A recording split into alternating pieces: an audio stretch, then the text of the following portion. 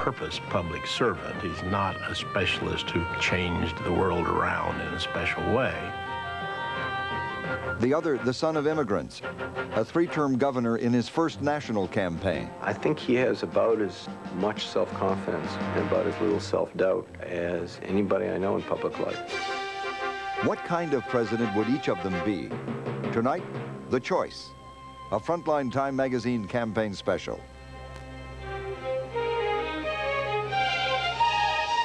From the network of public television stations, a presentation of KCTS Seattle, WNET New York, WPBT Miami, WTVS Detroit, and WGBH Boston.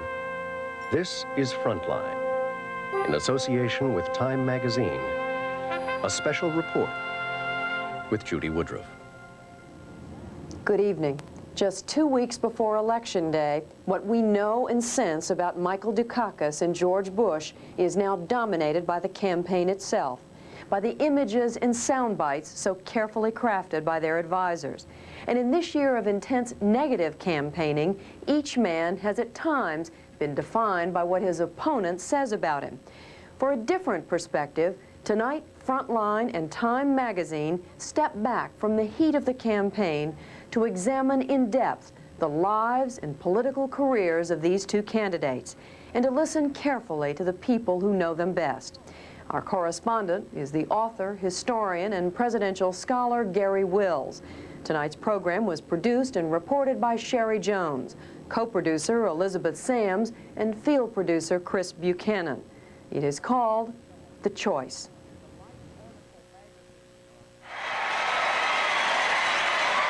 Accept your nomination for president.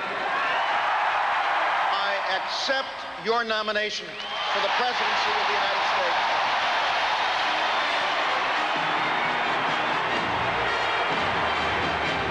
States. We derive our national identity in part from the kind of president we pick, labeling our times the Kennedy years, or Nixon years, Johnson years, and so on.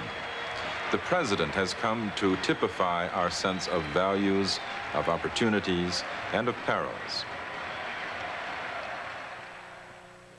With the vote we cast in just 15 days, we shall make a binding choice, binding ourselves to live through the Bush years or the Dukakis years. The difference between the two should be a marked one, because the candidates are in effect from different Americas.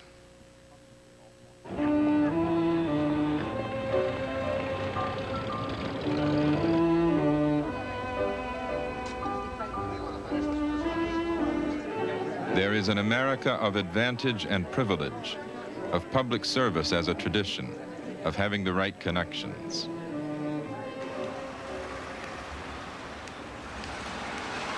One man grew up in this America, in Greenwich, Connecticut, a place of comfort where privilege was not arrogant but quiet, in most cases polished and charming. The son of an international financier, George Herbert Walker Bush was born in 1924. At the Greenwich Country Day School, where he was driven by the family's gardener, he was always more an object of admiration than of envy. They called him Poppy in those days. He was a fellow that everybody wanted to emulate, whether it was younger brothers or friends or anything. He was just the person that everybody wanted to be around and wanted to get next to and wanted to play games with, wanted to ride in the car with, whatever it was. He was a fabulous young guy. And great, funny person to be with, lots of fun all the time. It was an enjoyable childhood for all of us, I think.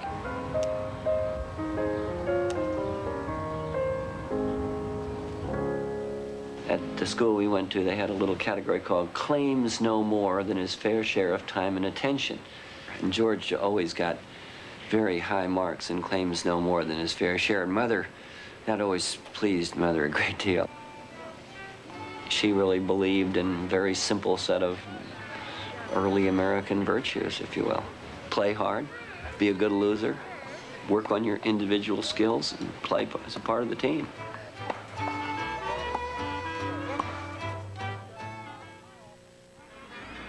There is also an America of immigrant challenge, of opportunities to be taken, prizes earned, and merit rewarded. Michael Dukakis's mother came to this America from Greece in 1913. Here it was, a 9-year-old who came to this country and took to it like duck to water.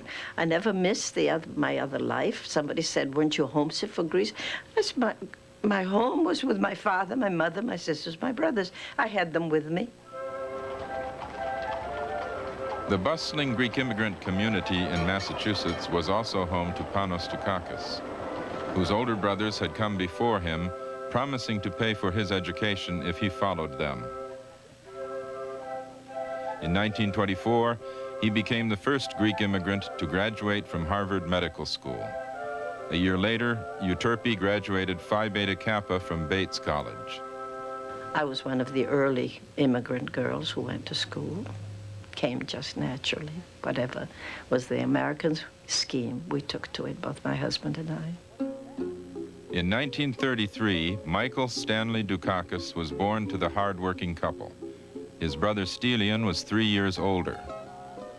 They expected them to succeed in life. They expected them to do well in whatever they undertook. But it wasn't a problem because they knew that those A's would be on the report card when a report card came home. They didn't have to say, Michael, now remember, you've got to get an A in this and that. They knew it was coming. Things came more difficult to Stelian. He had to work harder to achieve the results, whereas in Michael, I think things came a lot easier. He was a little stubborn. He was at the 6th grade. For some reason, he started writing very small, tiny little letters, very meticulously. And Miss Kendrick said, now, Michael, that's too small. You may be able to see them, but all of us can't see them. You better a little larger. No, Michael kept going, okay. Michael, please do your writing. No, nothing doing. Well, he got a C in writing. And that was a shock to Michael. He changed. For the 5 Bush children, family games filled the days. We never discussed, what was happening with the Anschluss or anything like that. I mean, I don't think the family thought it was their job to burden our lives with a lot of history or a lot of, current events or that kind of thing. We never discussed those things. Issues of the day were not things we talked about at the table. Mother wanted quiet so that Dad could, have a quiet dinner and not be bothered with all that was on his mind. He was very much involved in his work, the extraordinary number of things in the public interest that he was involved in. I mean, if there was any project in the town of Greenwich that needed doing, it always got dumped on Dad. He was always the man that took it on. Michael always wanted to be a politician. The dining room conversations centered around politics. Generally, kids want to talk about being policemen and firemen, and that wasn't in Michael's mind. He wanted to be a politician. He wanted to be governor of Massachusetts. He wanted to do things his way. Oh, we were very much interested always. We discussed politics in time of elections. We talked about candidates and all that around the dinner table.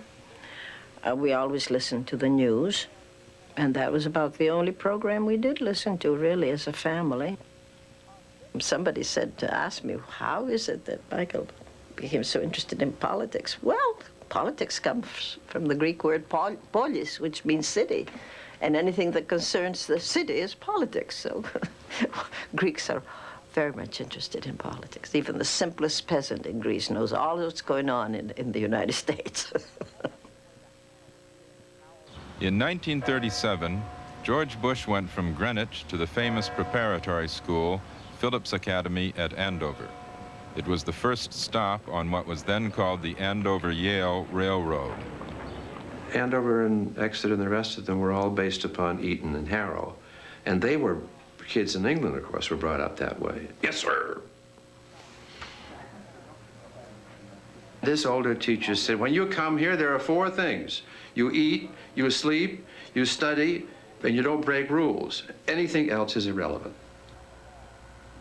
George was ready for this thing. I mean, he was ready. His family prepared him for this sort of stuff. And, but he was agreeable. He was adequate. We were glad he was here. He got a pretty low grade with me. I'm not supposed to tell what it was, so I'm not going to say. But it was not very good. I remember very little about him in class, except that he didn't say anything. He did what he was told. He was a natural on the athletic field. He always enjoyed himself. He enjoyed himself. Athletics were fun for him. On the campus, he was a classic BMOC. Smiling, polite, big man in the school, in the fraternities. Never rocked any boats. He fitted in perfectly. This was a pretty isolated school, as far as the country was concerned. I always felt that one of the faults in our education was that we knew nothing about politics, race, social disturbances. The kids were kept in an isolated world so that the Depression really didn't touch the school, as far as the boys were concerned.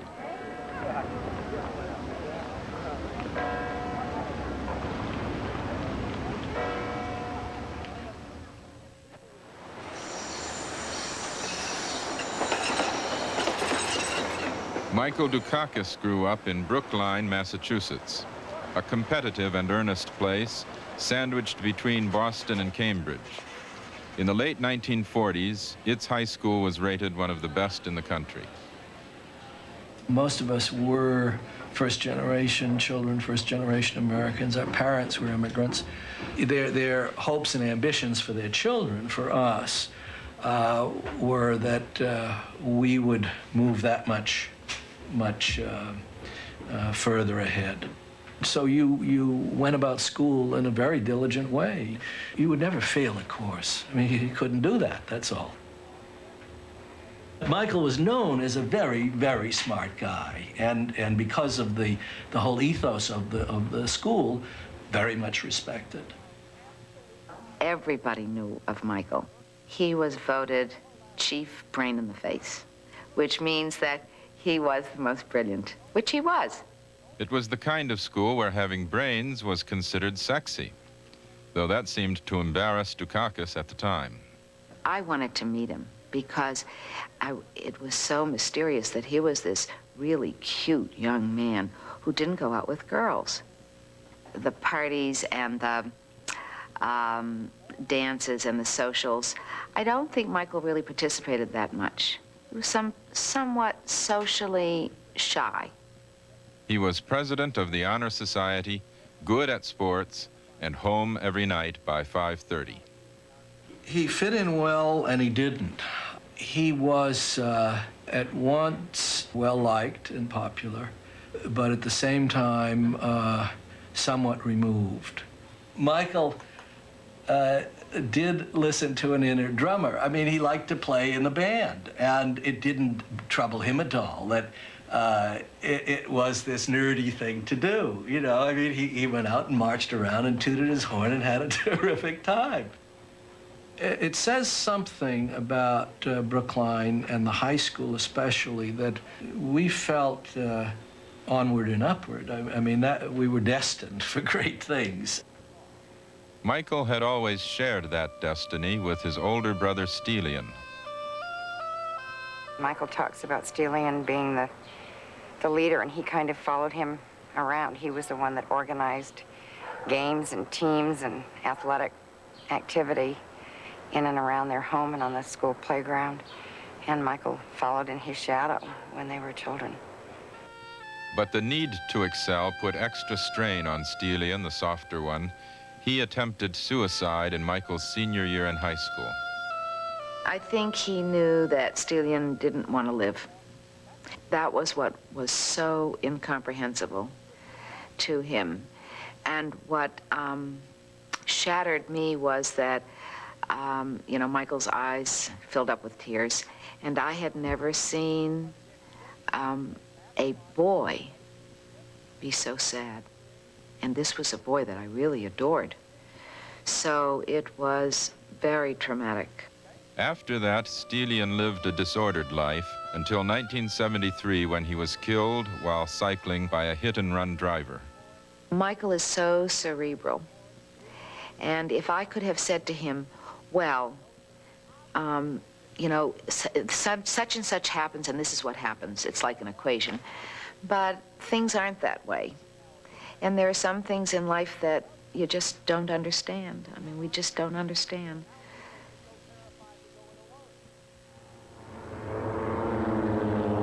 (1942). On the day George Bush turned 18, he volunteered for the Navy. He flew 58 missions and survived 4 crashes. When he came home to enter Yale in 1945, he was an authentic war hero on a campus full of them. It was really kind of a big veterans organization that you were joining when you went on the campus. Everybody was in a hurry to get back into civilian life and to get their education behind them. A lot of fun, you know, a lot of released pressures. A lot of us hadn't seen girls for a long time, for example. What made him different was he was very young, and he was very married. He was a very good athlete. What people really knew about him is that he was a lot of fun to be with. At Yale, Bush was captain of the baseball team, a member, along with his friend Lud Ashley, of the exclusive secret society Skull and Bones, a Phi Beta Kappa economics student. And, like many on the campus crowded with veterans, he completed his college education in 2.5 years. You didn't focus too far into the future, in all truth. And I think that's because people have come from living day to day and were happy to be able to do so. So the idea of scoping into the future and saying, I'm thinking of running for public office, I mean, people who did that were laughed at. They were just, I mean, you took it very slowly and in that regard, and your vision of the future, frankly, was a somewhat limited one.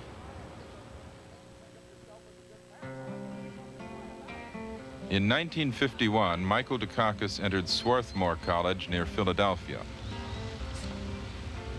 While it was as natural for a Brookline High graduate to aspire to Harvard as for Andover students to enter Yale, Dukakis wanted a smaller and less social school. He objected to fraternities as exclusive and was drawn to Swarthmore's Quaker tradition. We were taken enormously seriously in the best sense of the word.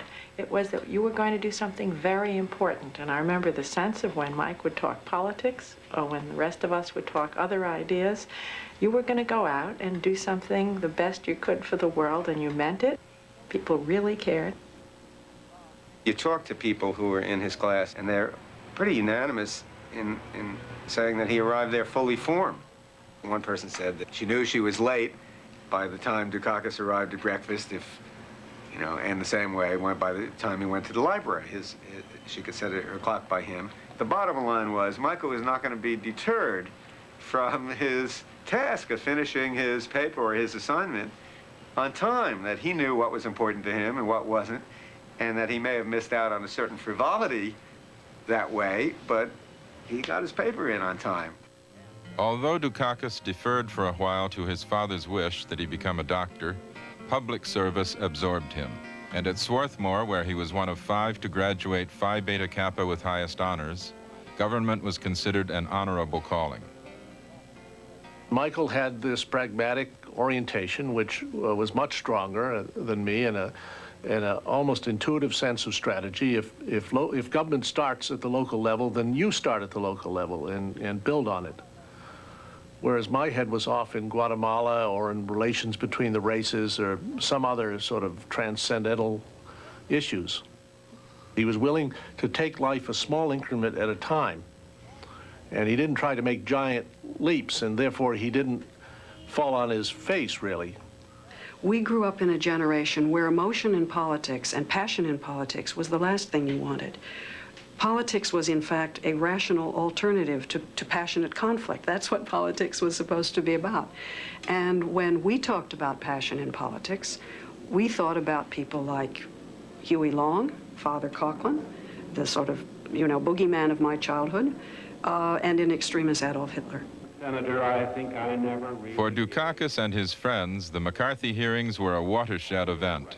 I was glued to the then black and white television set. I had a little one in my room, and while I was trying to write seminar papers, I was watching the Army McCarthy hearings. At long last, have you left no sense of decency?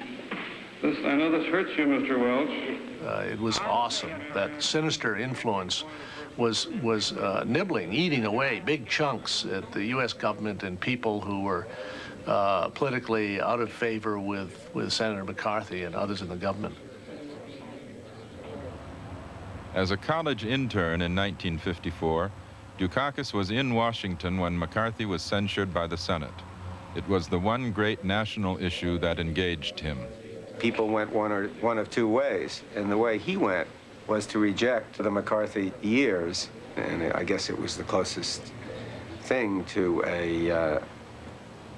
the Vietnam War, which was a litmus test issue for the next generation as to how people saw themselves.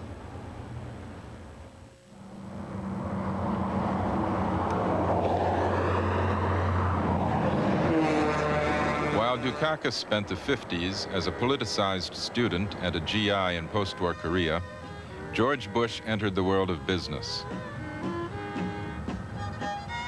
Like many sons of old money, he felt a need to test himself in a rougher world. For him, that meant oil prospecting in West Texas, on ranch land that rested on the Permian oil pool. A bunch of us came, as George did, trying to make it in the oil business right after World War II. Yeah, we talked about, having much broader view of what there was to life than doing what your father or your uncle had done. In fact, hundreds of them had come from the East. They were known to the locals as the Ivy Leaguers. Midland was a western town. It was primarily a cattle town, and the oil people would adapt to the western habit to the extent that they would be wearing big hats and boots and whatnot. And some of us frowned on that. There are still one or two characters out there who make disparaging comments about them. But to my way of thinking, we're the cream of the crop, of the Ivy League crop, because they were adventurers. A lot of them thought that they could come out to West Texas and make their fortune and be back in time for the Harvard-Yale game. They spent their time seeking rights to the oil pool, buying them from landowners, selling them to companies with money to drill. Bush described it as the great adventure of his life, but there was always a safety net. He approached me with the idea that if he could put together some money for us to speculate in these oil properties with, would that be interesting to me? And I said, nothing could be possibly more interesting to me because I had zero money in. His uncle, Herbie Walker, helped him raise the money. And that put us in business instantly, practically overnight. George was a leader in wanting to introduce new things to the community in Midland. You could see that. And there were a matter of building hospitals, schools, and churches, doing all the things that you do in a growing community. It was a promising time until the morning their 3-year-old daughter, waking up in this house, said she thought she'd stay in bed.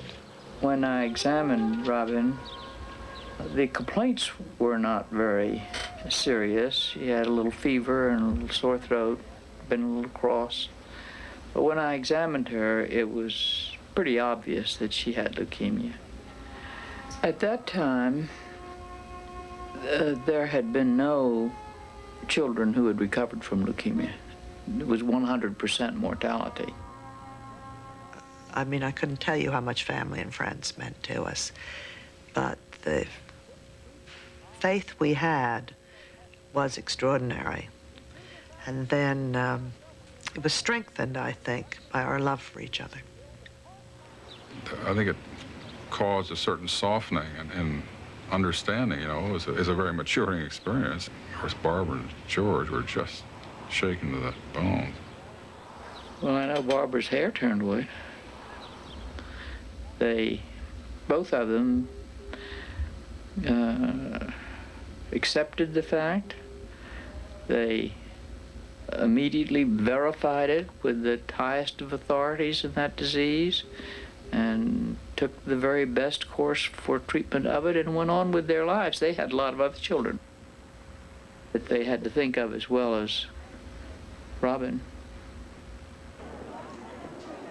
In 1953, Bush and John Overby had merged with two other partners to form Zapata Petroleum, an oil company that would eventually become Pennzoil. As soon as he had acquired the minimum fortune for a Texas businessman, Bush left the partnership. By that time, he had moved to Houston. He had decided to run for office, a big office like the one his father had won in Connecticut 12 years earlier. At age 40, Bush wanted to be a United States senator.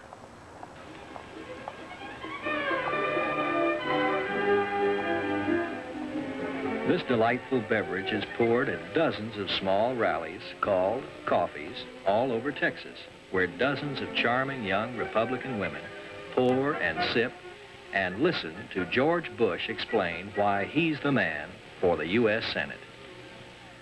It was his first race.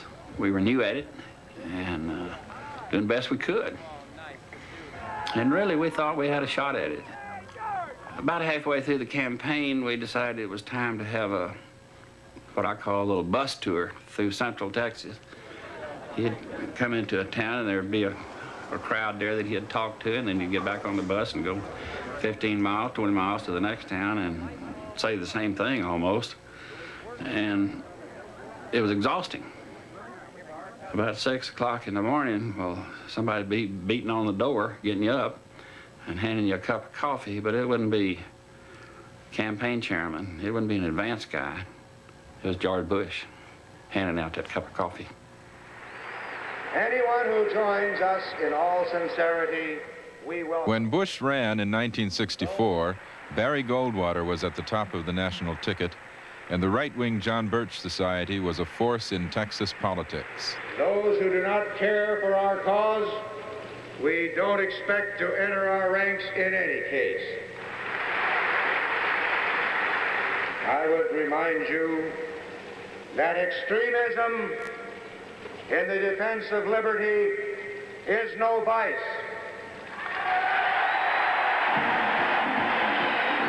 Way right, they gave him trouble. They were fairly vocal. They truly will spend the hours necessary to advance their positions. To overcome any doubts about his being an Eastern establishment man, a moderate like his father, Bush ran as a Goldwater loyalist, opposing the nuclear test ban treaty, China's admission to the United Nations, and the 1964 Civil Rights Act. He lost anyway, buried in Lyndon Johnson's landslide. Well, you know, the extraordinary thing about our system is that if you pick yourself up, dust yourself off, you can start all over again. And that's really what it's all about. You're only out when you say you're out. And George is not a man to ever say he's out. 2 years later, he lowered his sights and won a seat in the House of Representatives. He had run as a moderate from his wealthy Houston district. That he was troubled by positions he took in 1964 was revealed to a friend and political opponent who visited him. I had an afternoon off and went by his office to say hello. And I don't even remember how it came up, but he just said, you know, John, in that election, I took some of the far-right positions that I thought I needed to get elected, and I regret it, and I hope I'll never do it again. In 1968, when civil rights consumed the country, Bush faced a crucial vote on an open housing bill. He voted for a procedural motion that could have defeated the legislation. When that failed, and it was clear the bill was going to pass anyway, Bush and 7 other Texans switched their votes to yes, angering conservatives back home.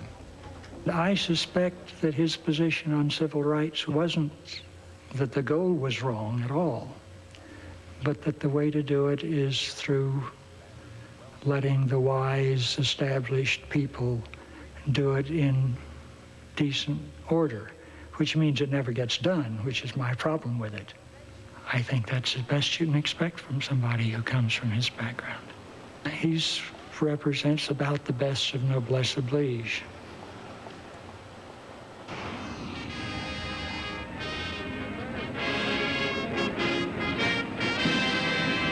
Early on, Richard Nixon had spotted Bush as a man from the party's liberal Rockefeller wing who would serve the conservative Goldwater wing. In 1970, he urged Bush to run for the Senate once again.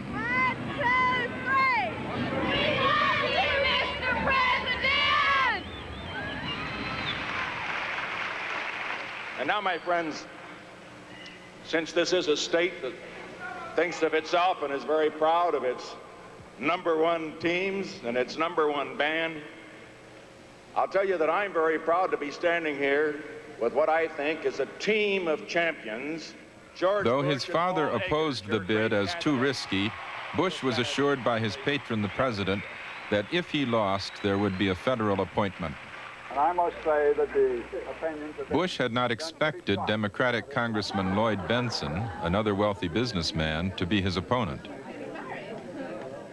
Benson ran as the true Texas conservative, even though Bush supported Nixon's Vietnam policy and opposed busing and campus protests.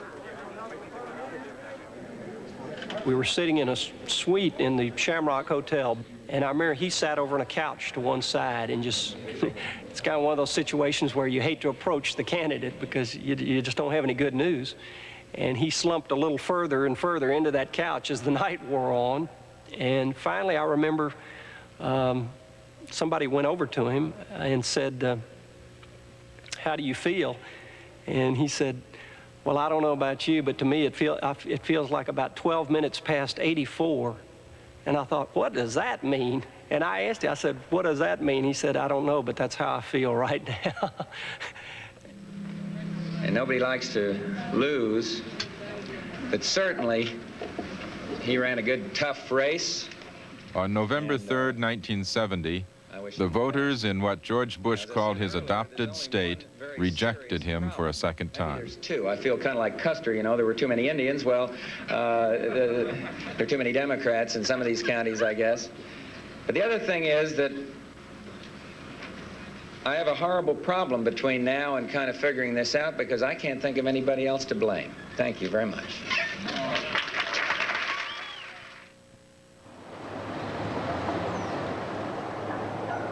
During the years George Bush was struggling to build a Republican Party in Texas, the Democratic Party in Massachusetts was having problems of its own. Daily headlines trumpeted the doings of Boston's colorful but corrupt party hacks.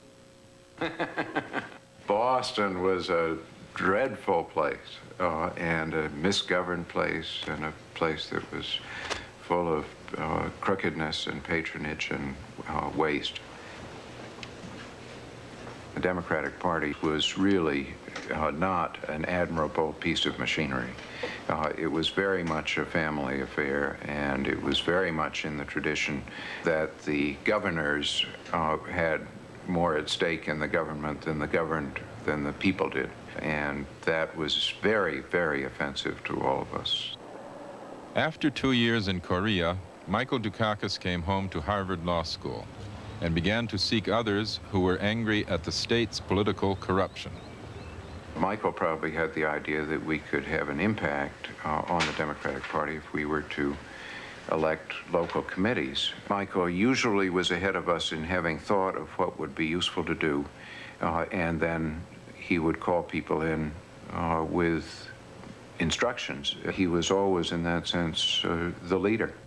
The reformers campaigned door to door in their mostly well-to-do neighborhoods. Determined but quiet, they took the party's old guard by surprise. At the first meeting, the former chairman, whose name, if you can believe it, was Charlie McGlue, right out of The Last Hurrah, came into this room and he said, "This is an invalid meeting." And we said, "Sit down." After taking over at the ward level, the reformers coordinated their campaigns for the state legislature. Dukakis was one of 10 young Turks elected in 1962. He had this steady approach and a conviction that if he just did this kind of thing day after day, evening after evening, car stop after car stop, doorbell after doorbell, that it would add up. And it did. We're not really interested in increasing our numbers. What we are interested in is helping to guide and direct policy towards certain goals which we think are terribly important for the Democratic Party and which we believe have not been paramount during the past year or two or three of this legislature. The goal was to improve the quality of Massachusetts state government. It was not ideological. We felt, I think, and felt that if government worked, life would be better. It was somewhat naive, but I think that Michael is genuinely an optimist. In Boston, the 60s were torn with passion, from the civil rights struggle to protests at the war in Vietnam. Dukakis was not one of those who marched or demonstrated. Though he voted correctly for a liberal, the young legislator moved through the 60s intent on reforms like no-fault car insurance, legislation he championed for 4 years. What the Senate did last night on the subject of auto insurance is a slap in the face at every motorist in Massachusetts. The so-called merit rating plan it passed is, in my opinion, a sham and a fraud. It is totally unworkable. One of his strengths is that he is very good at seeing what's right in front of him and dealing with it, attacking it, going after it. He doesn't avoid the big problems that are sitting right in front of him. And for the Democratic Party, for a suburbanite, for a liberal in the late 50s and early 60s, what was sitting right in front of them was a party that was quite conservative, that had had a lot of problems with corruption, and that was oriented in the cities. That was what was right in front of him. That was the problem that he went out to solve.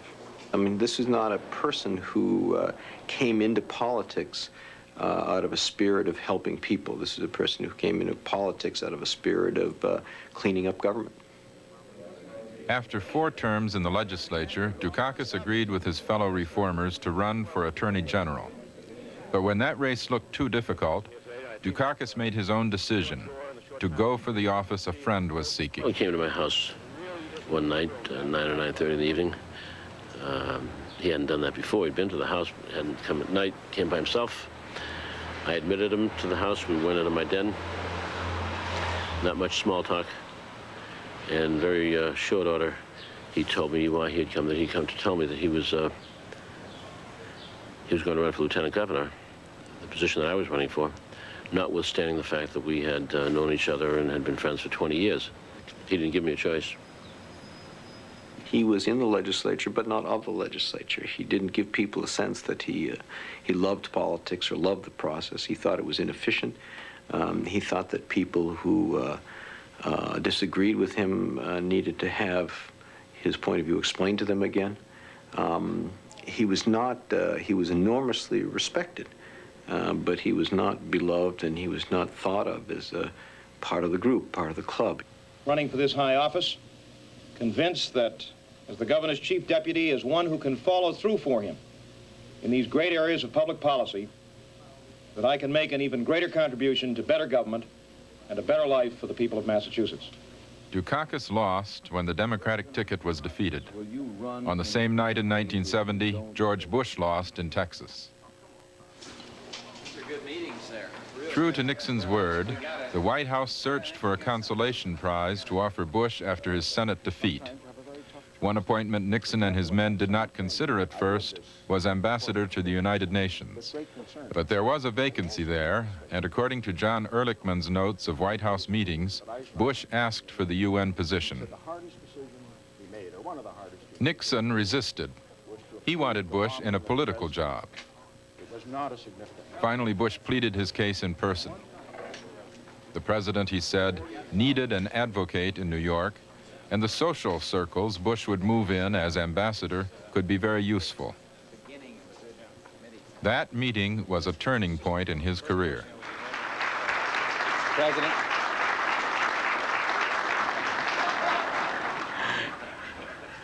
Mr. President and Mr. Vice President, distinguished members of the cabinet, including my new boss, Secretary Rogers. I wonder where he had gotten such a quick education in foreign affairs. And I asked him where he had. And he chuckled and said that he would know a lot more about foreign affairs in 2 months than he might at that time, and for me not to worry.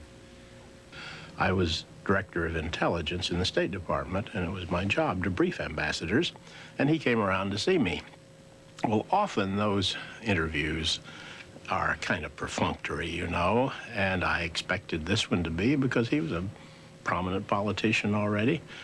But it didn't work out that way. He was interested in what I could tell him about how to do his job well. He said, essentially, I'm here to learn. Well, he got to know every single name of every single ambassador, some of them very hard to pronounce, and he would pronounce them invariably wrong, but with great enthusiasm. He had great affection for people, and he was just, you know, really loved at the United Nations. While he was ambassador, President Nixon and Secretary of State Henry Kissinger were arranging their secret accord with the People's Republic of China. But Bush followed instructions to keep the Taiwan delegation seated, even though the White House privately called this a lost cause. Bush did not know his president was making his performance a charade. Fellow delegates, the issue is clearly marked now. Inclusion or expulsion, impartiality or one-sided and arbitrary punishment. If this is not an important question, what is? Let the United Nations take the affirmative. Bush was out of the loop on that. It was a little embarrassing at the time, but and I don't think that he wasn't trusted. But if he had disappointments, particularly involving the administration, you know, he's intensely loyal, and he doesn't share those situations with others, even good friends. In 1972, Nixon took his landslide re-election victory as a mandate to clear out everyone in his administration who was not a total loyalist. Eliminate the politicians, he told Haldeman and Ehrlichman. Except for George Bush, he'd do anything for the cause. Nixon asked Bush to name any disloyal staff at the UN. Not brains, loyalty, Nixon said, and Bush complied. He hoped to be promoted for his uncomplaining service, but Nixon offered him a lowly job, chairman of the National Republican Committee, with promises of better things to come. In the end, Bush said, "I'll do what you tell me." He submitted, grudging but loyal. The President has asked me, along with Chairman Dole, to take on new responsibility in the political arena. This I'll do, and I think it's important to do, particularly what the President of the United States wants you to do when you're appointed. But I have very mixed emotions. One, the challenge of the future looks fantastic, but the excitement of the President and the importance of the President would have to make me answer by saying not glad. I told him that I thought he was, that he had it all backwards, that he should go from a Republican National Committee kind of post to the UN, but to go from the UN to this then unseemly kind of political post, a time when Nixon was in the worst kind of political difficulty, struck me as being a no-brainer. It just didn't make any sense to me at all. 2 weeks before Bush began his new job, the trial of the Watergate burglars had begun. But I'll be darned, as we express our concern about the alleged infidelity of a few, that we should permit the ugliness to obscure the positive record of the President of the United States, in whom I, as head of this party, have absolutely total confidence as to his integrity. I believe what he says. People said to me the other day, do you think the President knew about Watergate? I said, he didn't know about Watergate. They said, how do you know? I said, because I believe the President and I believe in the presidency. And this I am He is clearly a believer in the old saying, you dance with the one that brung you. I mean, he had a job as chairman of the Republican National Committee. The president had appointed him to that job, so obviously the loyalty went there. Counsel, will call the first witness. And he felt very, very strongly that the Republican Party could not and should not be tainted with Watergate. But the central question at this point is simply put, what did the president know, and when did he know it? He would say, if the president wants me to do that, I know the president will call me and tell me that's what he wants done. But until such time, I'll wait for him to tell me that that's what he wants done on this. This is a rather remarkable letter about the tapes. If you notice, the president says he's heard the tapes, or some of them, and they sustain his position. But he says he's not going to let anybody else hear them, for fear they might draw a different conclusion. It was almost on a one-day basis that he suddenly realized that he had not been told the truth, and that the party and the country had not been told the truth, and that this was the worst thing in the world that a president could do. It was a shameful, shameful thing. I shall resign the presidency effective at noon tomorrow. Vice President Ford will be sworn in as president at that hour in this office. I don't know that I quite understand what they mean by being used. What I think it could as easily be characterized as is if he agrees to do something, he follows through and tries to do it. Because again, with George Bush, in addition to the people thing, is the ethics. And I mean, he has a tremendous personal sense of ethics. And with George Bush, you never have to have a written contract on anything. I mean, you just never would have to have. And so if he's given his word to do something, even though others may be perceiving it as being used, and even though it may end up being used, if he'd given his word, he'd still do it. Others may hate you, but those who hate you don't win unless you hate them. And then you destroy yourself. On the day before Nixon resigned, George Bush finally urged him to do so. Well, good luck. Good. Give him my best. Hi. How are you? Nice to see you. 1974 was also an election year in Massachusetts. Boston was embroiled in controversy over integrating its schools. The city was bitterly divided.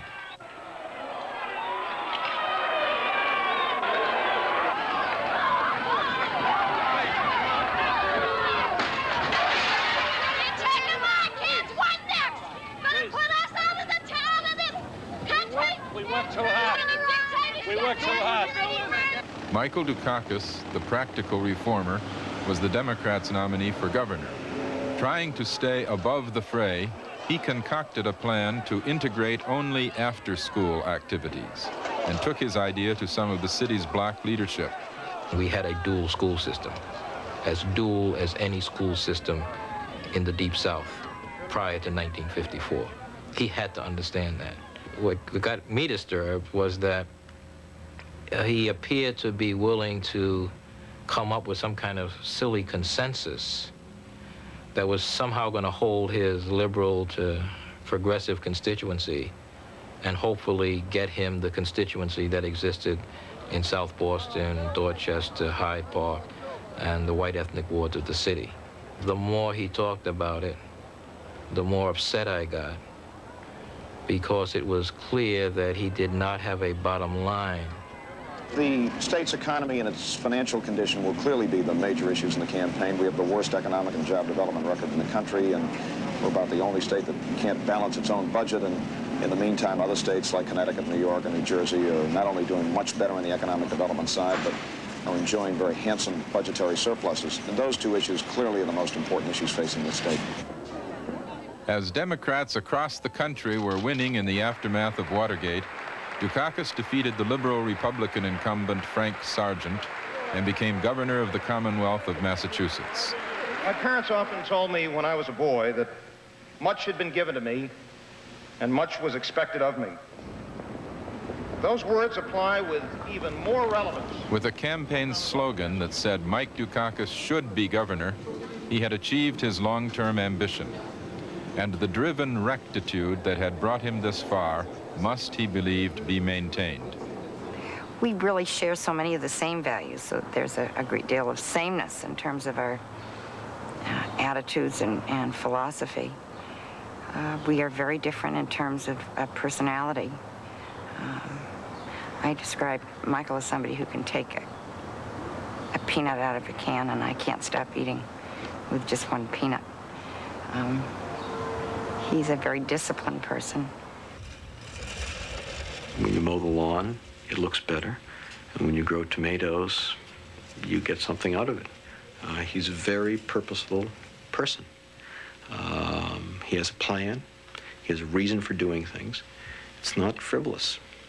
And to him, I think there's probably a distinction between growing flowers and growing tomatoes along that dimension. I don't think it's an accident that he grows tomatoes. It seems to have more purpose. He's not the kind of person who you can imagine doing things that don't seem to be part of a plan. As he took office in 1975, Dukakis wanted to run the state as a kind of civics textbook in action. It was a very, very strenuous, unpleasant period where what you described as his single-minded quality was too much in evidence, and where his somewhat limited view of how state government could operate was predominant. And the notion that he could have a useful cabinet meeting that was open to the public was perhaps the pits of that particular experience. I would describe it as reform run amok. Meetings would be open. Favoritism would be abolished. No cronyism, no deals, not even friendship. During the '74 campaign with Frank Sargent, where Sargent and Dukakis had a debate, somebody asked them, would they favor appointing people who would help them in the campaign? And Dukakis answered first, and he said the fact that someone has helped him in his campaign would have no weight whatsoever on whether or not they worked in his administration. And Sargent guffawed. I mean, he thought that was well, I think he thought it was disingenuous, but he learned later it was not disingenuous, which was probably of more concern than if it had at least been disingenuous. That would be more understandable. He had been campaigning against the notion of cronyism for 8, 10 years before he became governor, and we were cronies too. What I think was annoying to us is that we thought we were good guys. Even if we were friends, we were good guys and competent guys, and he could have made some use of us.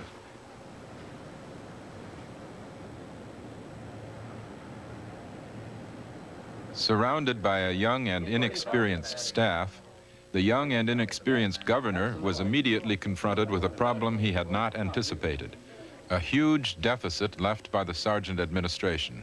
And after he got into office, his transition team and the Sargent transition team finally agreed in December that the size of the problem was in excess of $500 million. That was heavy money in those days. And he still said, no, I'm going to make the cuts and I'll get it without the taxes. Michael Dukakis was very, very sure of himself. And he also was convinced that it can't be as bad as the naysayers say, but it was. He had promised not to raise taxes. Well, no matter how you cut it, given the tax structure we have in the state, any tax that's imposed is going to hit the wrong people in many cases. His word was at stake, not a mere politician's promise. So, despite the unexpected deficit, he opposed every legislative effort to raise taxes. Cutting government spending was the only resource he left himself. I'm very troubled about some aspects of this budget. I'm particularly concerned about the effect on health care and medical care in the state for our working poor. Vowing to take what he called a meat cleaver to the budget, he cut salaries for state employees, stripped programs for the most vulnerable people in society, and made these decisions in isolation.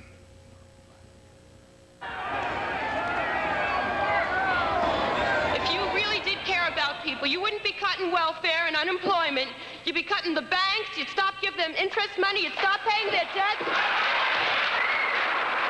You know, you sail a ship with a captain, and he knows what the crew's doing, and he brings the crew in and he tells them what to do. This captain just sails the ship and lets the crew run the rest of the ship any way they want. And I think that that's a very, very great failing of this governor. For whatever reason it is, I don't know what it is in him that he won't sit down and try to hammer these things out with legislators. Talking to the governor is like talking to Mount Rushmore. He's got a favorite saying. It says, "I hear you." You'll be talking to him and he says, "I hear you." Well, that's become like, "I'm behind you 1,000%. And I know a lot of times... Wait a second. Can anybody live on $12.7 a year? Well, we qualify for low housing, food stamps, and reduced hot lunches. Well, as I pointed out, I think a little earlier, most of our state troopers are making, in fact, substantially more than $12,000 Yes, but that's working 7 days a week. No, that includes an double shifts and not seeing their family. No. At least you have Sundays off. We don't. No, let me say that that also includes an educational career bonus that averages about $1,600 per trooper, and 70% of them because he is so bright, and because he is so concentrated, that I think the casual observations that other people might have are not interesting, not as interesting as his own thoughts. And you develop a habit, I suppose, in the intense preoccupation that positions like governor or president entail, where you don't have time to listen to everybody's comments. He had not gone about a very simple process of bringing in those human services advocates before he made the decision to say, times are tough. This is where the situation is. I have to cut somewhere. I'm going to have to do two things. I'm going to have to raise new revenues. I'm going to have to give up my own public promise, which is very difficult for me to do. If he had walked through that process, I think people would have been helpful. Having achieved this aspiration, this lifelong, virtually, aspiration, he thought that was the hard part, that the hard work was done. He had thought for so long, if I could only be governor, everything would be okay, that he thought that was the end of the story instead of the beginning of the story.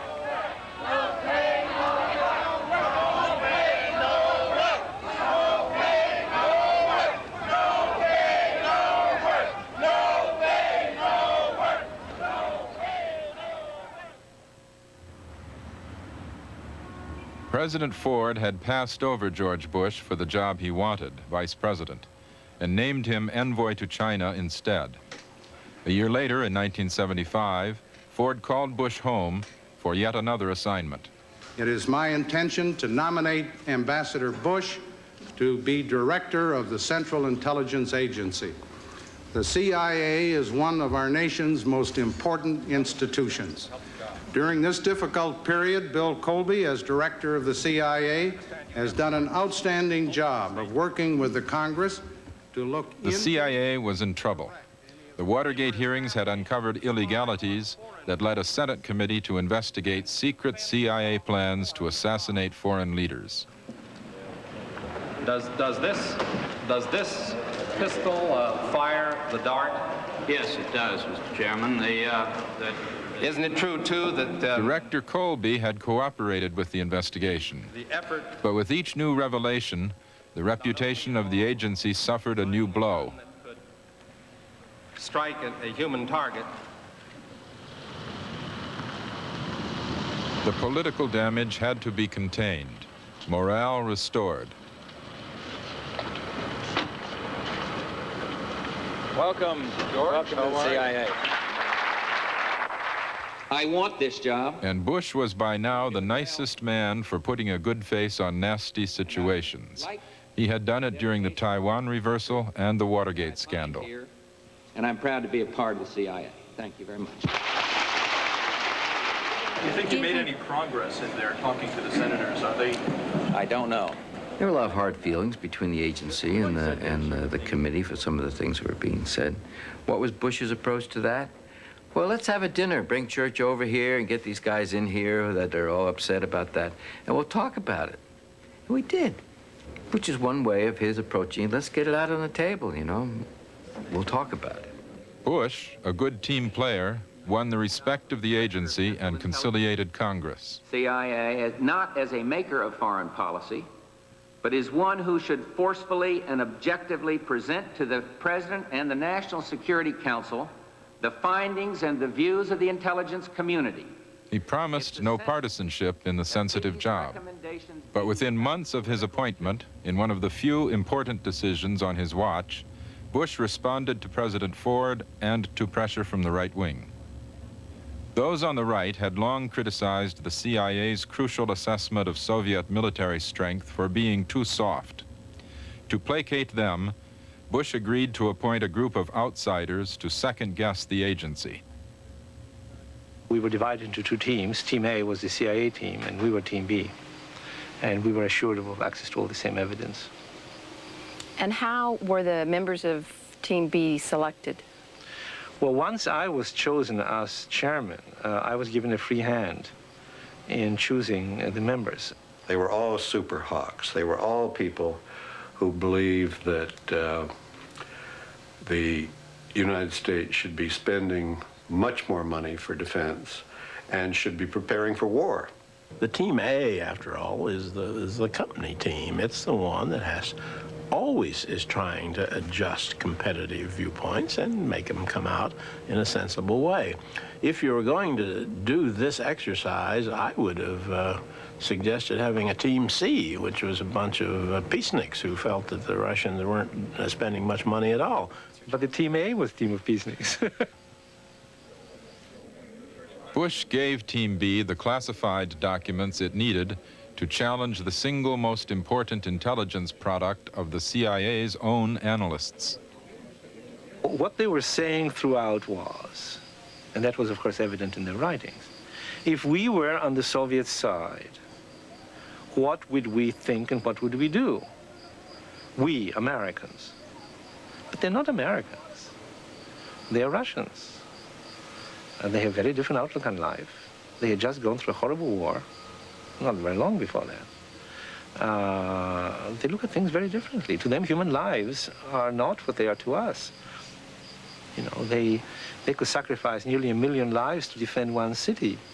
In World War II, we have lost 1 million lives in all our wars combined since the War of Independence. They're very different values. I called it, if I remember correctly, a kangaroo court. We knew how this exercise was going to come out. As the work of Team B proceeded, what was Director Bush's involvement, curiosity, questions? I mean, was he? Well, he was very much in the background. I mean, we didn't deal with him. Well, I think it's very much his style. He's not a man who reveals his opinions very much. He wants to stay in the background, and he does what needs to be done. After Ford lost to Jimmy Carter, the predictably ominous findings of Team B might have disappeared, were it not for a leak to the press and an unprecedented interview with Director Bush. Here were all these assertions, and Bush made it very clear that he considered Team B, this study, to be the official U.S. estimate. No longer was this sort of an experiment. This had become the official estimate of U.S. intelligence. The intelligence community is intended to base their findings on evidence, not on philosophy or conviction. But it was a healthy exercise. It didn't hurt anybody. And I give him credit for it. I think I was generally opposed to it, but he, you know, it's his way of getting the problem on the table rather than letting people out there keep chipping away and criticizing and you doing nothing about it. Though Bush downplayed it, his decision was of critical importance. The Team B report became accepted doctrine, the basis for the vast military expenditures of the Carter and Reagan years. This, then, is one person's vision of the future for our state and for its people. It is a vision which is brighter now because of the work we have done together over the past 3 years. After the legislature forced a tax increase on Governor Dukakis, his administration of the state was orderly and honest. But he did not realize the depth of the grievances formed in the first year of his term. Thank you all very, very much. After 3 years of systematically starving the cities and towns, the governor is at last throwing them a bone. Look what's happened over the last 3 years. The state systematically has been breaking promises, and if this is a new kind of a relationship, I don't think we want any more of it. The governor clearly intends, I think, to take credit for a lot of things which he in fact fought against for 3 years. But given that it's an election year, he's going to assume that the public does not pay very close attention, and he's probably right. In 1978, an ex-football player and a businessman named Ed King decided to challenge Dukakis for the Democratic nomination. I really genuinely am excited, and we realize that really it's coming to us here. And as all football games, there is a kickoff and there's a final whistle. There is a kickoff here, and there'll be a final whistle sometime 9, 10, 11, 12 o'clock tonight, maybe somewhat later. But we are genuinely excited. I haven't been this excited for a long time, and I'm looking forward to it. I really don't go through the butterflies as such on this kind of a day, because I have a very good feeling about the fact that we have done everything that I think a governor who is proud of his record and feels very strongly about it, but also is looking forward to the future, can do to ensure his renomination. Okay, when we started this campaign, we adopted as a theme the theory that there was a clear choice. On election day, liberals either stayed home or voted for a third candidate in the race. They wanted to teach Dukakis a lesson, and they did. The four of us have made that clear choice. It was particularly painful because in many ways King embodied all the worst in politics that Michael had been a reformist about.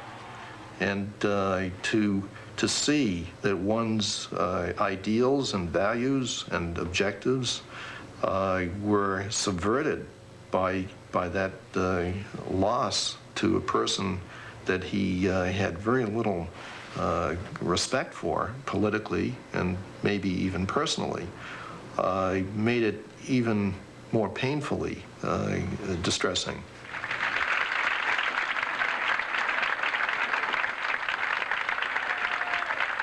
Political scientists and commentators are going to be spending a lot of time, I guess, trying to figure out what happened today in Massachusetts. A majority of the voters in this Democratic primary wanted something else. Everybody assumed he was a shoo-in. They have a right to have that. I really had to be the up person in the family during that time, and it was a new role for me. And an important role, because Michael was feeling so badly. He is generally, I take it, optimistic. He's a very up person, a very steady person. He doesn't have ups and downs. But that time, he did have a continuing... Yes. And I think it made him understand other people, the children and myself, better for reacting. I don't think Michael had ever quite understood the word depression or feeling unhappy in that way. Even though having watched his brother go through that long... It's a different situation when it's a loved one who dies than having gone through what he did in '78. Coming out this side. Governor, would you be willing to come back?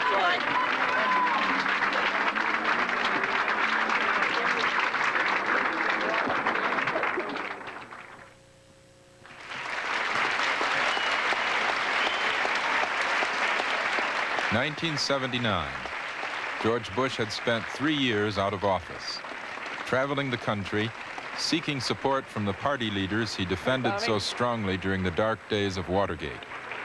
Relying on them and on his appointive resume, he had decided to take a major step. Ladies and gentlemen, I am a candidate for President of the United States. I asked him at one point, I said, well, what are the 2 or 3 things that you want to accomplish if you're president? This is back in 1979. And he said, well, I'll bring the best people into the government. And my reaction to that was, that's fine, but what are you going to tell them to do? His tradition is one of service, and it's what drives him. He's not driven by greed, or he's not driven by a desire for power. He is honestly driven, comes out of a tradition where people are driven by a desire to serve. It's almost the service that's the reward, and I think that's what people who've known him see. And he honestly believes that he's prepared, that he's spent a lifetime doing this, and that he can do a great job as president and ought to have the chance to do that. The problem with it goes to this whole thing is that is amorphous, because when you say to people, I want to be president because I'm ready to be president, they say, well, you know, so is everybody else that wants to be president. What are you going to do? Is people ask me why you want to be president of the United States, you know, and they say it like, why would anybody in his right mind want to be president of the United States? And it's not as easy a question to answer as you think it would be. But I do believe in our fundamental institutions of family, our own religious diversity. I know what strength I get from faith, and I expect everybody here feels the same way, varying degrees about that. But the concept of neighborhood, I think of Boston and go back historically, and you think of the ethnicity of the place and of the Commonwealth in a way. It's a strength that comes to us in this Commonwealth with the Greeks and Italians and Irish and whatever else they are, and it's a good thing. That's a strong thing. Concept of neighborhood is important. And Barbara and I went. That's my wife, to whom I've been married for 35 years and with whom we've had 5 children. And we went and lived in China, and we had a fascinating experience, and I got to know the Chinese. In contrast with Governor Reagan, who had a very clear sense of what he wanted to accomplish, Mr. Bush was looking for the issues that he ought to focus on. I have the impression that that is still the case. And why do you think that is? Well, I think that it's because he may not have a very clear sense of what he wants to accomplish as president. I think that that sense has clarified and has strengthened over the course of the Reagan years, and that he is now much more clearly committed to the Reagan agenda than, of course, when he was running against him in 1980. And you see, I'm an optimist about the country. The glass, no matter how difficult the problems, is half full, not half empty. We're going into a new decade, and it's a time to take stock. It's a time to change things. It's a time to reassert our confidence in the United States. I, for one, am sick and tired of always hearing our leaders say, we've got to apologize for what we did wrong. I want to emphasize what we have always done right and lead this country to new heights of prosperity. Thank you very, very much.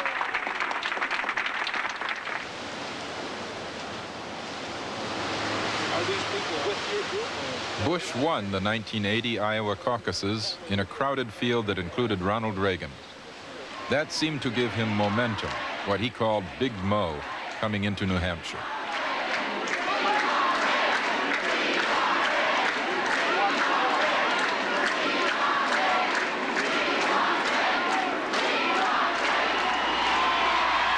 There, Reagan had arranged a two-man debate to take on the new front-runner, Bush. But when Reagan decided to include the other Republican candidates after all, Bush sat passively by while the chairman insisted on the original rules. Excuse me, Governor Reagan. Would the sound man please turn Mr. Reagan's mic off for the moment?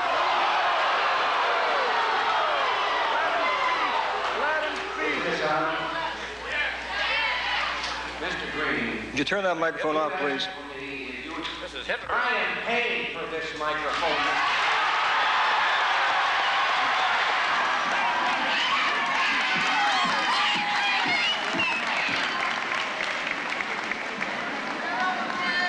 I just want to set the record straight. I have been invited here as a guest of the Nashua newspaper. I will play by their rules. They're free to make any rules they want on it. I am their guest, and I'm very glad to be here. Thank you very, very much.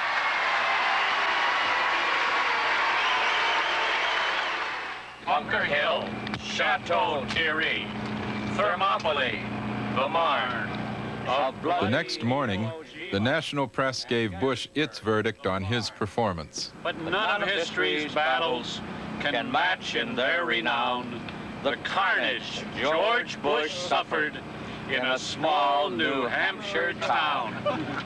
Nashua's the battle where they bagged Big Mo, slowed him so, hear him croak.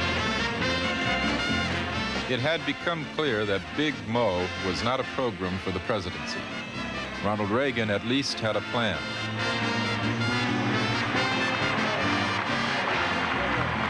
And after Reagan had captured the Republican nomination, his defeated rival was not his first choice for vice president. People in our party felt, as I'm sure many others have felt, that a proper ticket would have included the former President of the United States, Gerald Ford, as second place on the ticket. I have asked, and I am recommending to this convention, that George Bush be nominated. Bush had ridiculed Reagan's tax plan as voodoo economics. But by the morning after his nomination, all differences were forsworn. Let me enthusiastically support the proposal that Governor Reagan made in terms of taxes, and that was explaining to me his views on the vice presidency. And he said he thought long and hard about it, and that he understood completely that it was a job that had no responsibility, no accountability, no decision-making aspect to it, and that he had accepted that after much thought, and said that he had personally come to the conclusion that he could be happy in that kind of a job. No, he's not going to be going to a lot of funerals.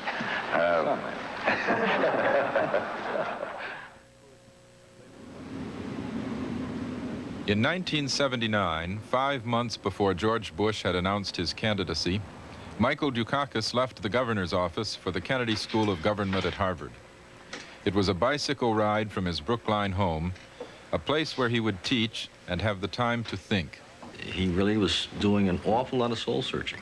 If I performed well, and I think the numbers show I performed well, he was saying to people that he talked to, and we're never close, what went wrong? Where did I go astray? Why did I offend somebody? Very, very open. Very open. He has a quality about himself, a rather unusually dispassionate quality about himself. He can almost, take his parts out and put them on the table and, so we got a little more oil here and stuff. I remember one time he said, a lot of people like you should have been more blunt with me. I said, no. The problem with you was you wouldn't listen. He really was alienating an awful lot of people, and he wasn't leading them. He wasn't winning them over. It's not enough just to have a good idea, and you can be governor, you can be president, you got a good idea. If you can't convince enough people to go along with you, it won't work. Or maybe it works for a little while, but then they'll throw you out. Where did this whole notion... The program he created to teach state and local officials turned into a kind of training camp for his own re-election bid. I think he began his teaching career as a talker. And all the sense I have from other people, and I guess his evaluations tend to support this, is that he became a much better listener as he realized that in order to talk, you have to hear first what other people are saying.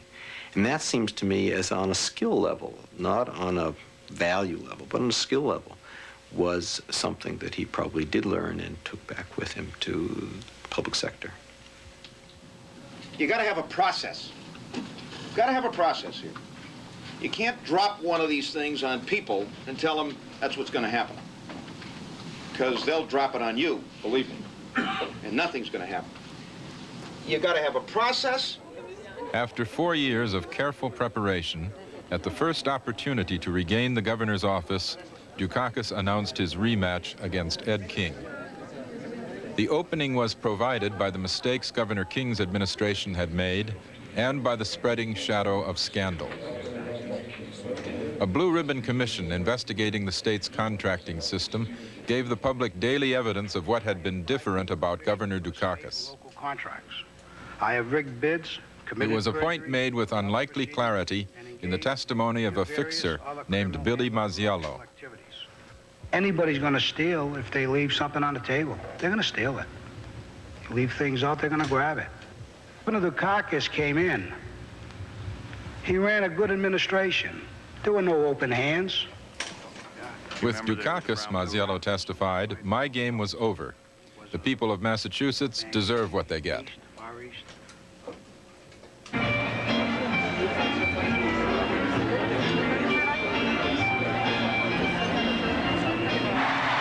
1982, Michael Dukakis was vindicated. After beating King for the Democratic nomination, he was elected governor once again.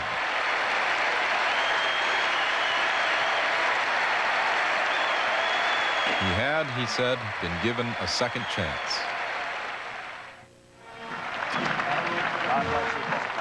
1981, George Bush assumed the role of Ronald Reagan's vice president.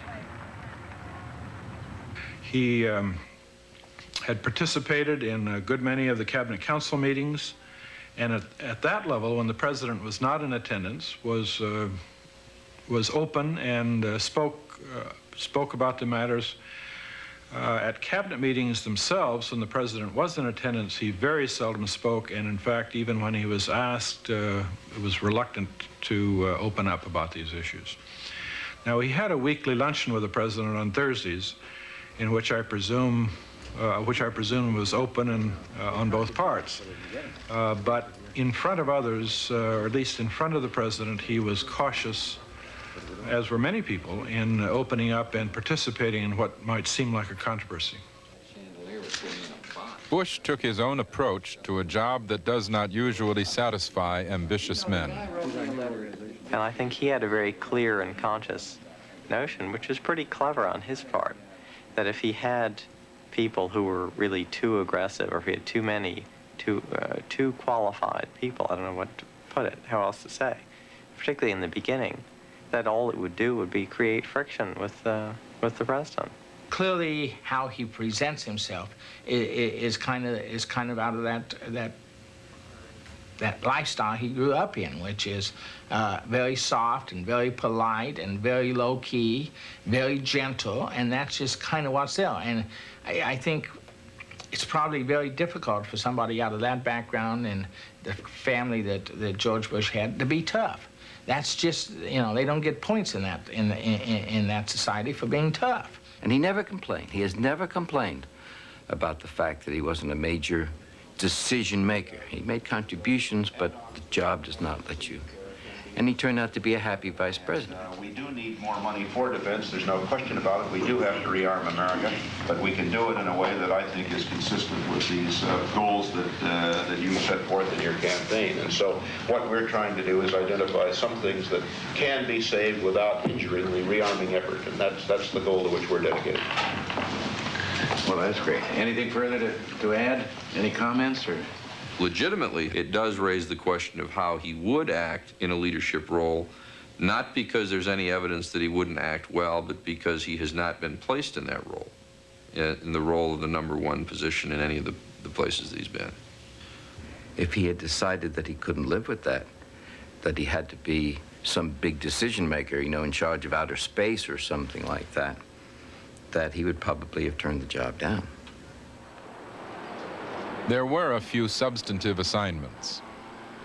He traveled to Beirut after the 1983 bomb attack on the Marine barracks. I hadn't expected this much destruction. I mean, to see it, heard it, you read it, but until you see it, and see the size of those reinforcing steel bars. And then I guess it's the horror, just the cowardly horror, you know, of what happened, what somebody did. Thank you, Vice President. The visit led him to urge a quick end to that failed policy.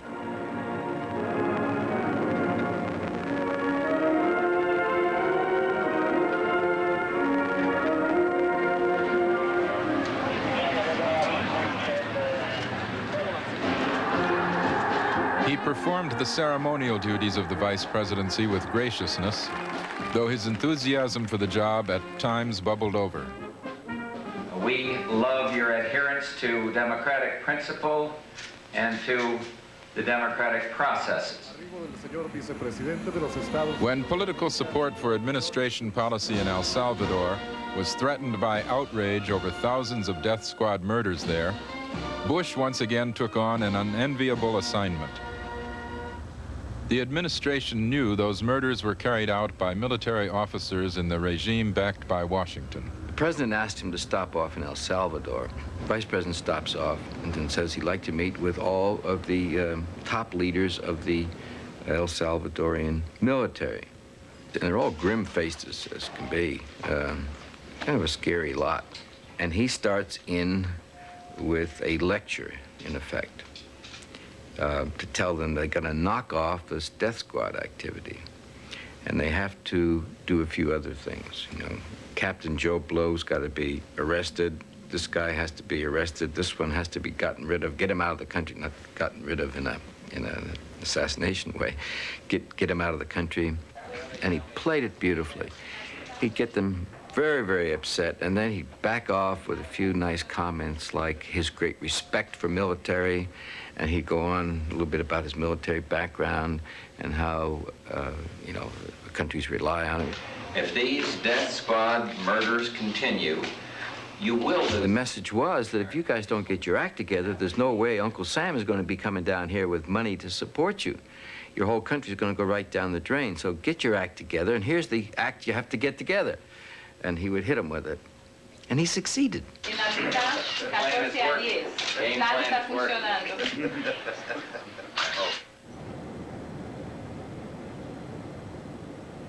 Beginning in the summer of 1985, George Bush attended at least 17 meetings where the sale of arms to Iran was discussed, including one crucial session when Secretary of State George Shultz and Defense Secretary Caspar Weinberger vigorously opposed the plan.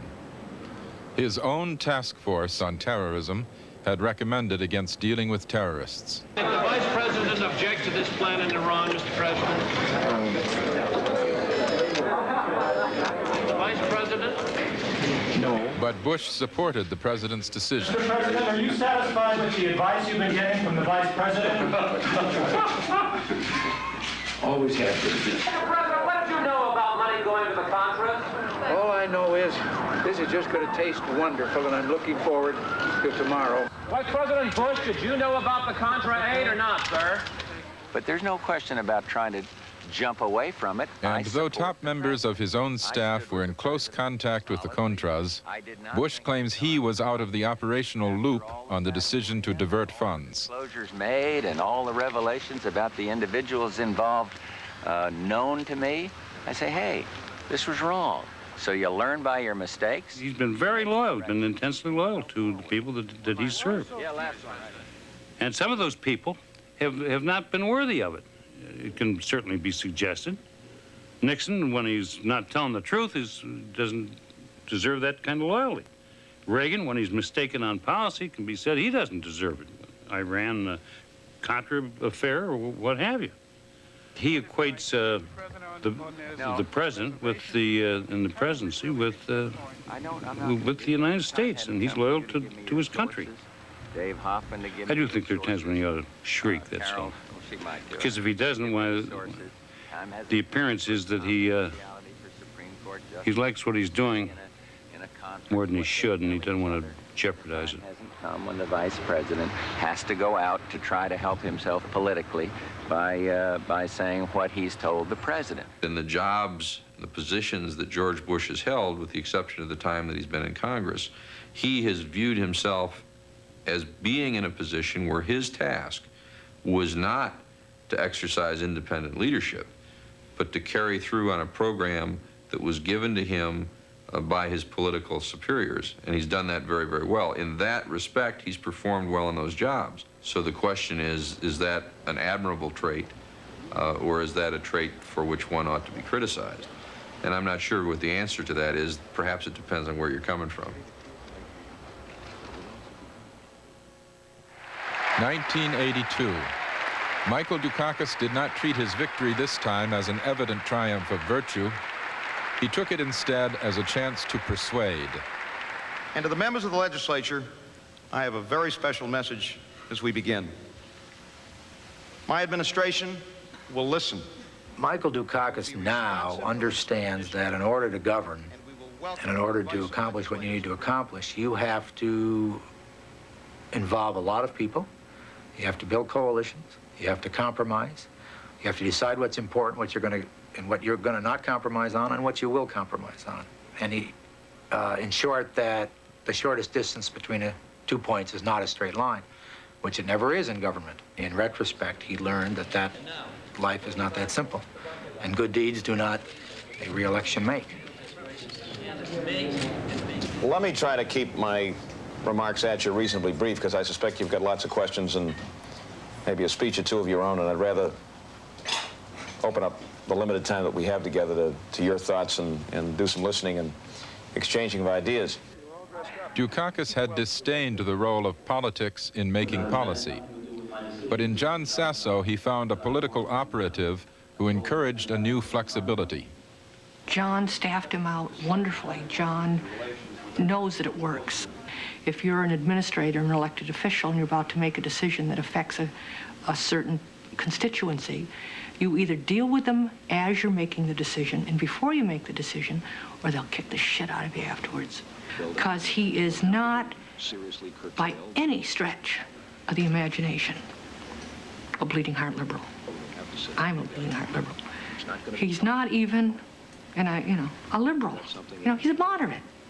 He's a good, hardworking, honest, dependable, dull, moderate. He's got a great wife. It's sort of like, she's a wonderful woman. You say, God, what does she see in him? What does she see something in him? There must be something there. Early in the administration that would be known in Massachusetts as Duke II, a familiar problem provided a test for the new Dukakis. When he opened up the books in February or March, it was like Yogi Berra would say, deja vu all over again, looking at potential $300 million of red ink. And he called Frank Keefe, his Secretary of Administration and Finance, and myself in and said, I'm not going to raise taxes. They're already too high. We're not going to cut spending. We've invested too little during these intervening years. We've got to find a third alternative, Ira. You've got 72 hours to tell me whether there's a way to raise adequate amounts of revenue by getting tax evaders and delinquents to pay their fair share. Jackson's solution combined the Dukakis righteousness with an unorthodox idea. The state seized property, but it also offered amnesty to anyone who owed taxes. If they paid up voluntarily, they could do so without penalty. What was going on at that revenue department had never been seen before. People who never paid taxes in their lives were paying it. So he had this double-digit increase in his tax base every year, cut taxes 4 times, 5 times, something like that, and still had this tremendous growth. So what you saw him more willing than ever to undertake new kinds of things. Dukakis developed programs for urban renewal and job training. He led the state into partnerships with private industry and managed an economy that was on the upswing in the 80s. His record won him landslide re-election in 1986 and the title of Most Effective Governor in America, bestowed by his fellow chief executives. Government is here to do something, not to stand passively by in the hopes that somehow the marketplace is going to work it out. Because it won't, and it doesn't. He has a capacity to take a new problem, understand it, the essence of it, complicated problems. And he does that in a framework in which he really cares about making things better. As I've thought about it, it seems to me that's part of what's accounted for the strong loyalty that people who've worked with Michael Dukakis have toward him, even in some instances where they don't like him very much, and they've made that very clear. They still have respect for him, and they still work for him. At times, Dukakis still had trouble reaching out. And this led some to question what higher vision he has for government than honest and efficient management. I am very critical of Michael Dukakis because he very rarely initiates new programs to meet the unmet needs of the poor, the elderly, and the disabled. He doesn't do it on the environment either, and he doesn't do it on employment issues either. He just doesn't do it. And yet you do see signs that he, when presented with that information, moves in a very positive way. He told a story that he'd met a janitor. He was trying to help this guy get a job. In the course of the conversation, he said, the man told him he couldn't read. Well, actually, I'm illiterate. And Dukakis is standing up there in this crowd, again, ADA, upper middle class intellectuals, and he said, this is the first time I'd ever met a man over 40 that couldn't read. And they're all going, wow. Because they'd never been anybody that couldn't read either. I'm sitting beside my husband, who's a labor organizer among low-wage health workers. He's going, what kind of a jerk is this? Has never met an illiterate person. I mean, Peter works with him all the time. And I said, Peter, he's a doctor's son from Brookline. Leave him alone. But once he understood, they write a little program. Next thing you know, we have a wonderful little program here in Massachusetts to serve adult illiterates. He doesn't seem to be all that sensitive to the early warning system. He seems to dismiss information which doesn't fit with the way either things are or he desperately wants them to be, so that the crises have to get a little bigger before they get to his attention. Once he sees the problem, he goes right after it. What I would worry about would be trying to get him to see things which were not yet clear, being able to look over the horizon. That's what I would worry about.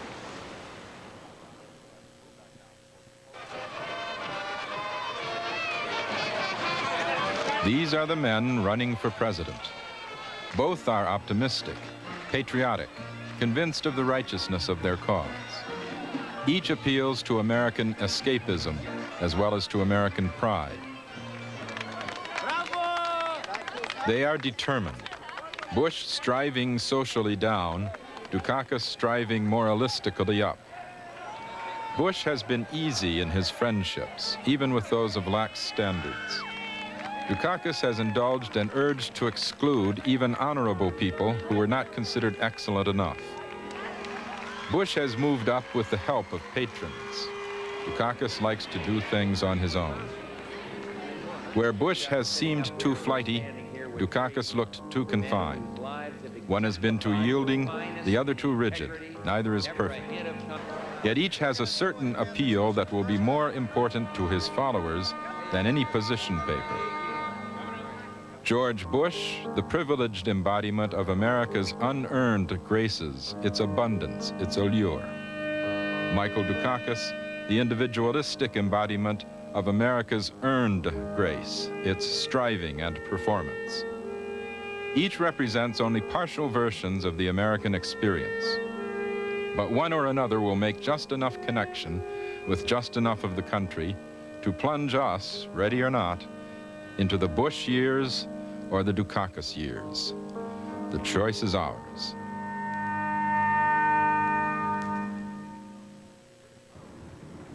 The choice this year is not just between Michael Dukakis and George Bush. Presidential candidates Lenora Fulani of the New Alliance Party and Ron Paul of the Libertarian Party are also on the ballot in just about every state. You will meet them in a campaign special immediately following this program on most public television stations.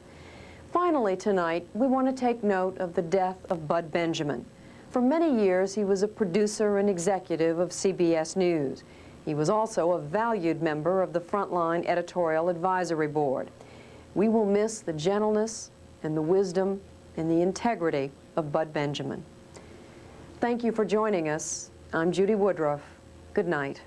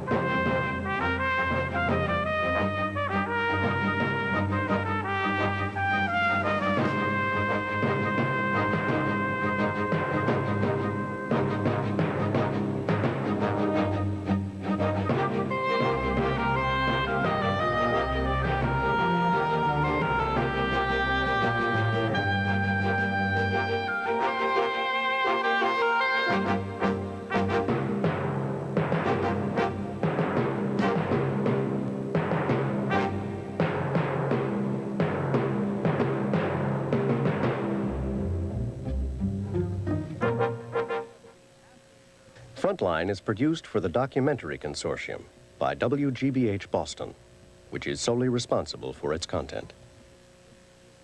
Funding for Frontline is provided by this station and other public television stations nationwide, and by the Corporation for Public Broadcasting. Additional funding for this campaign special is provided by the Markle Foundation.